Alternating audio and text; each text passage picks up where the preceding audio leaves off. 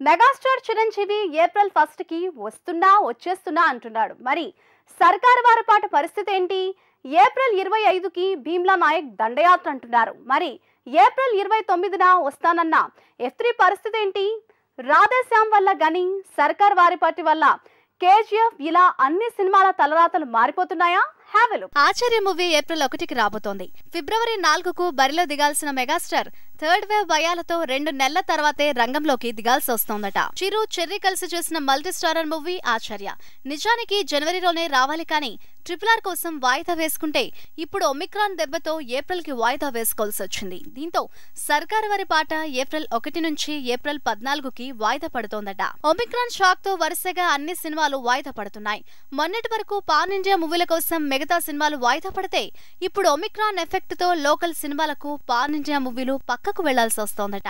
April 1 నుంచి April 14కి సర్కార్ వారి పాట వాయిదా పడుతుందని, దీంతో ఏప్రిల్ 14కి రావాల్సిన KGF 2 జూన్ కి షిఫ్ట్ అయిందని ప్రచారం జరుగుతోంది. F3 పరిస్థితి మాత్రం reverse.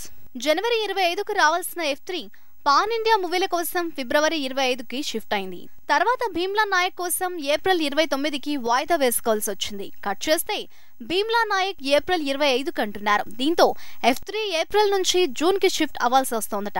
Mega prince Varun Tej చేసిన గని లాస్ట్ ఇయర్ నుంచి ఈ ఏడాది వరకు మాటికి వాయిదా పడుతూనే ఉంది. ఇప్పుడు మార్చ్ 18కి ఫిక్స్ అనుకుంటే అక్కడ సీన్ రివర్స్ అవుతోందట. మార్చ్ 18కి గని రిలీజ్ అనుకుంటే అదే డేట్ కి రాధేశ్యామ్ రాబోతోందన్నారు. దీంతో గని మూవీ వాయిదా అని తేలిపోయిందంటున్నారు.